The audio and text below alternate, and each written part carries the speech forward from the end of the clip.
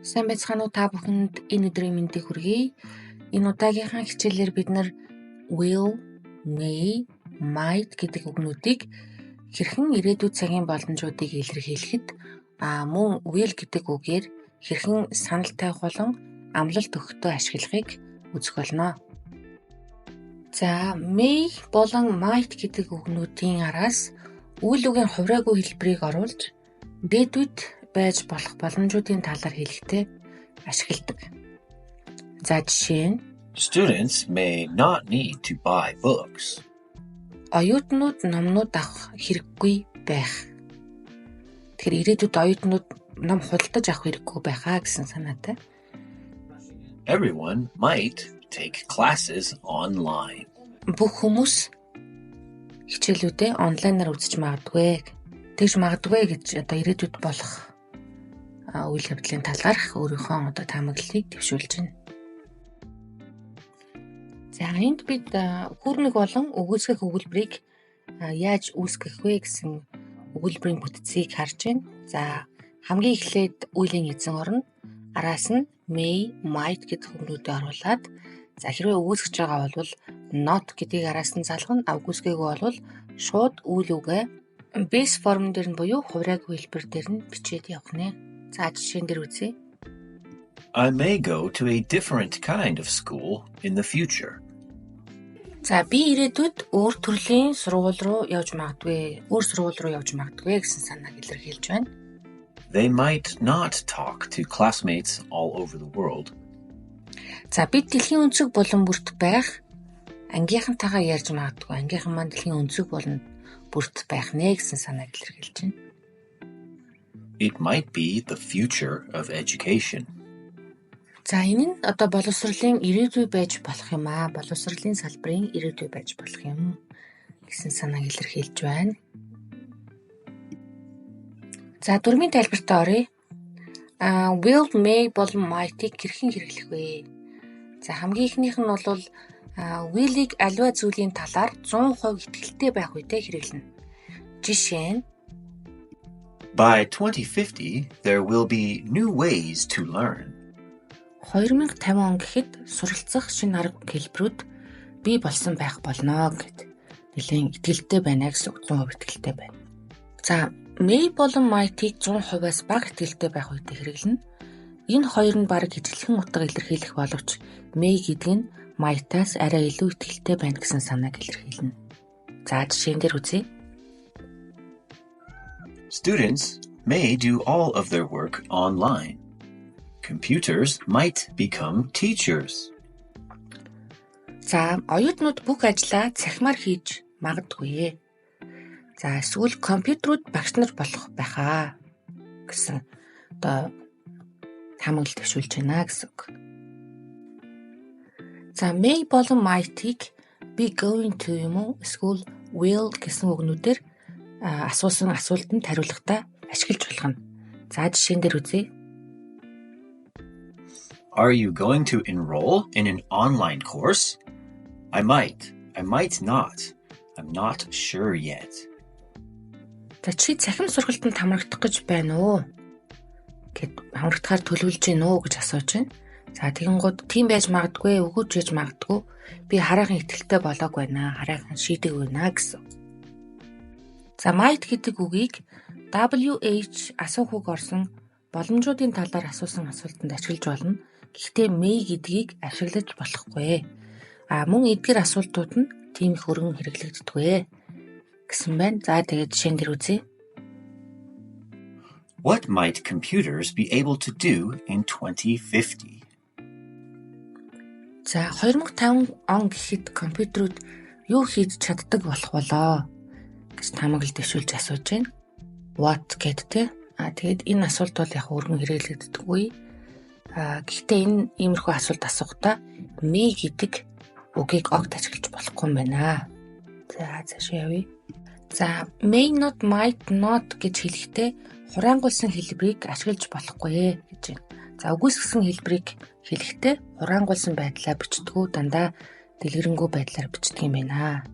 За жишээ нь Students may not have to sit in classrooms at all. Teachers might not be human. За оюутнууд ангид суух огт шаардлагагүй болох байхаа. Гэхдээ might not гэдэг нь бол хурангуулаагүй. За мөн багш нар хүмүүс биш байж болох юм аа. За хүмүүс багш нар байхаа болж магадгүй гэсэн санааг илэрхийлж байна.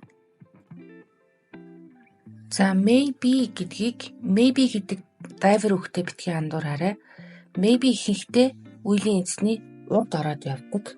За драйвер үг гэдэг маань үйл өгүүдийг илүү тодорхойлж өгдөг үйл үгийн талаархаа дошин чанарууд байршил цаг хугацааны талаар бидэнд мэдээлэл өгдөг юм үг байгаа.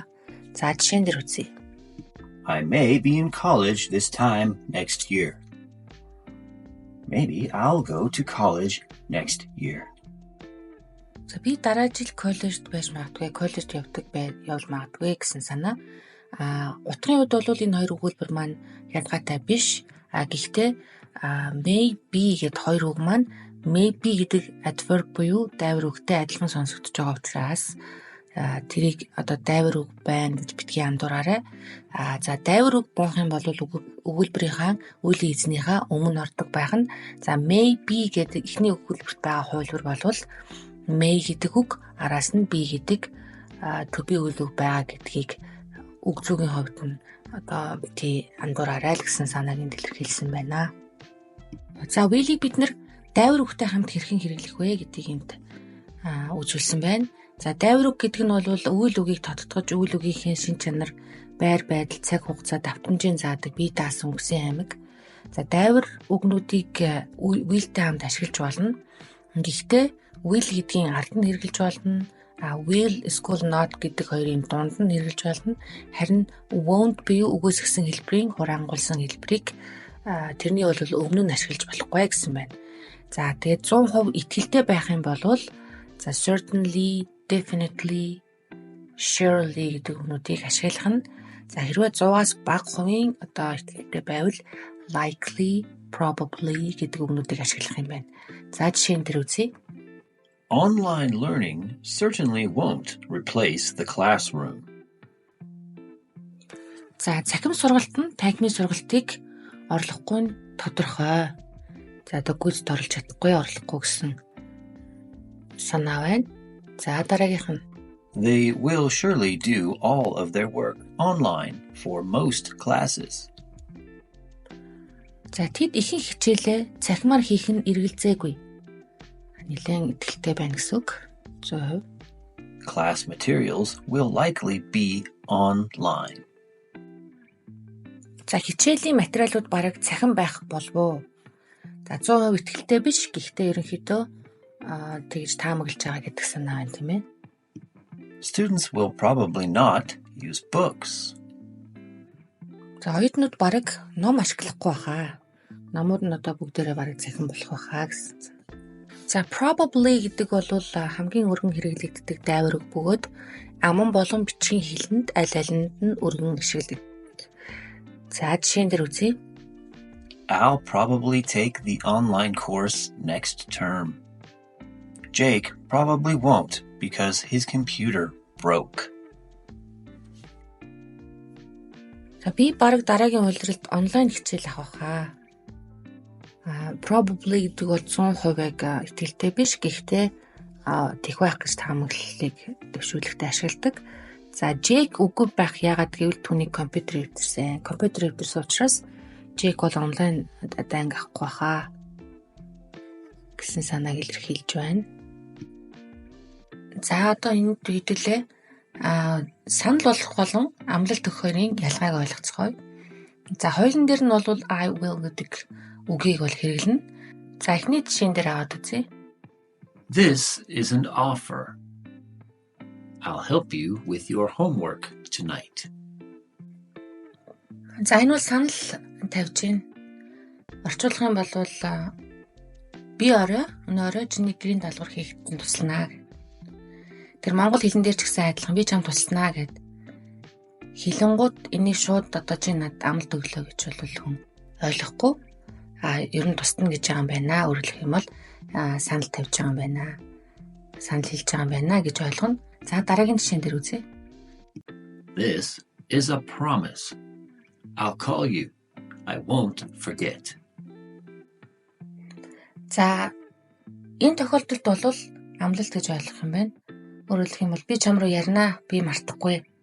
Өөрөөр хэлэх юм бол зөвхөн би чам руу ярина гэж орхиогүй. Зөвхөн би чам руу ярина гэж орхисон байх юм бол энэ одоо амлалт бол биш болно. Харин араас нь энийгээ хүч оруулаад би мартахгүй. Одоо монгол хэлэн дээр ч гэсэн адилхан тийм ээ. Би чам руу ярина, би амлаж байна гэж хэлэх зүгээр би чам руу ярина гэж хэлэх хоёрын л өртөлөдөө адилхан ялгаатай гэсэн үг. Илүү хүч оруулаад, илүү одоо би ярина, би мартахгүй гэд нэмж байгаа бол энэ илүү амлалт тал руу орох юм байна. За энэ санал тавихыг тайлбарласан байна. Эхнийх нь болохоор та санал тавихдаа I will гэдгийг ашиглаж болно гэж байна. За жишээн дээр үзье. Where is the cafeteria? I'll show you. I'll take you there. За нэг хүн асуусан байна. Кафетери хаана байдгийг.